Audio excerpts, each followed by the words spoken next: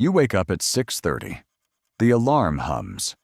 You reach for your phone before your feet touch the floor. Emails already waiting. A Slack notification from someone 2 time zones ahead. You shower, dress in clothes that cost more than you planned to spend, make coffee in a machine that promised to save time but somehow didn't, and leave a home that requires most of your paycheck to keep. By 7:45, you're in traffic or on a train, already mentally at work, already spending energy you haven't been paid for yet. And somewhere in that sequence, so routine it barely registers, you've made a choice. You've chosen the trap again. But here's what makes it strange. You're earning more now than you did 5 years ago. Probably more than your parents did at your age, adjusted for inflation. You've climbed. You've been promoted. Your title carries weight in certain rooms. And yet, the sensation of financial freedom, that sense of breathing room you imagined success would bring, hasn't arrived. In fact, the opposite has happened. The more you earn, the tighter the grip seems to become.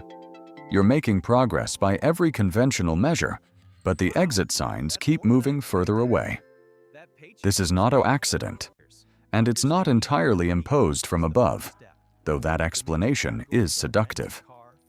It's easier to believe you're a victim of forces beyond your control, that billionaires and corporations have rigged a game you never agreed to play.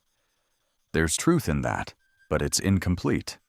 The salary trap isn't just a condition you're subjected to.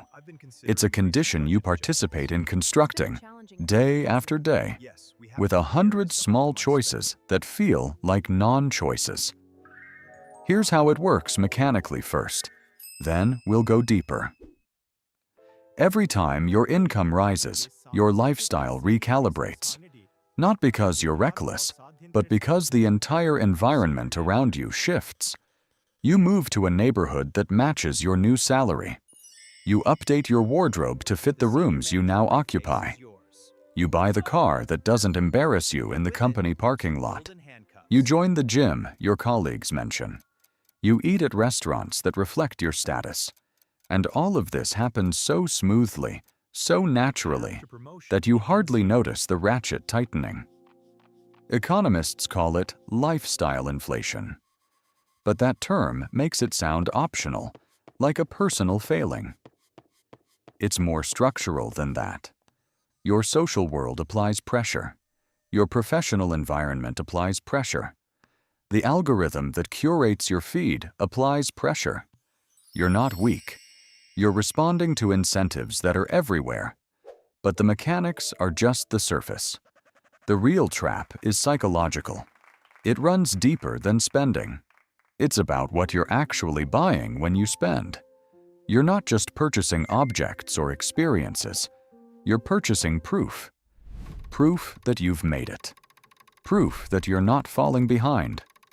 Proof that the sacrifices, the hours, the meetings that could have been emails, the Sunday evenings swallowed by dread, that all of it meant something. You're buying a visible answer to an invisible question. Am I winning? This is costly signaling, and it's older than capitalism. Humans have always used resources to demonstrate status. Feasts, monuments, jewelry, the peacock's tail. What's changed is the speed and the scale. You're no longer signaling to a village. You're signaling to an algorithmically amplified audience of everyone you've ever known, plus strangers who represent the life you think you want. And the threshold for what counts as acceptable keeps rising because everyone else is signaling too. The baseline moves. What felt luxurious 5 years ago now feels standard. What felt standard now feels insufficient.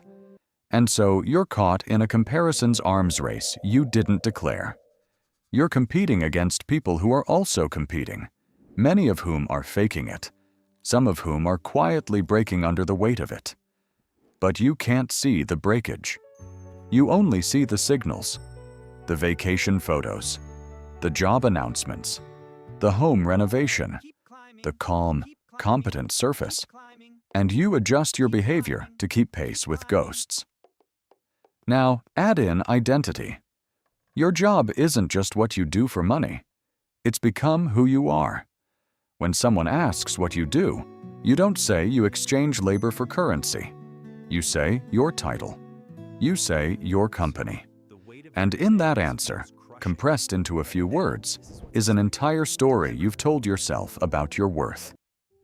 Strip that away, and what's left? That's the question most people never want to face. So they don't. They stay. They tolerate work that drains them, managers who diminish them, cultures that contradict their values, because leaving would mean rewriting the story. And rewriting the story means admitting the last 10 years might have been a detour. That's unbearable. So they tolerate a different kind of unbearable instead. The known unbearable. The one with a salary attached. Here's where people often reach for the villain. The system. The corporations. The 1%. And yes, economic structures are designed to extract. Yes, incentives are misaligned. Yes, wealth concentrates and power protects itself. But if you stop there, you miss something critical. The system isn't a monolith with a mustache twirling in a boardroom. It's an emergent property of millions of individual choices, all responding to incentives, all operating within constraints. The corporation that demands your evenings isn't staffed by monsters. It's staffed by people like you, who are also trapped, who are also optimizing within a game they didn't invent. The game rewards growth over sustainability, shareholder value over human value, quarterly results over long-term thinking. And everyone inside it, from the top down, is responding predictably to those incentives. Blaming the system lets you off the hook.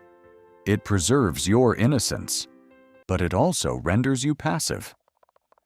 The uncomfortable truth is this: escaping the salary trap often requires accepting a visible downgrade. It requires becoming illegible to the system that gave you status. It means telling people at parties that you do something they don't understand or don't respect. It means driving the older car, living in the smaller place, declining the dinner because you can't afford it, and refusing to pretend otherwise. It means watching former peers lap you in titles and salaries while you pursue something that doesn't fit on LinkedIn. And for most people, that cost is too high. Not financially, psychologically. Because we're more afraid of losing status than we are of losing freedom. Status is visible. Freedom is not. Status can be photographed. Freedom is a feeling you have alone at 4 in the afternoon on a Wednesday when no one's watching. You can't engineer your way out of this with a side hustle or a budgeting app. Those might help, but they don't address the core.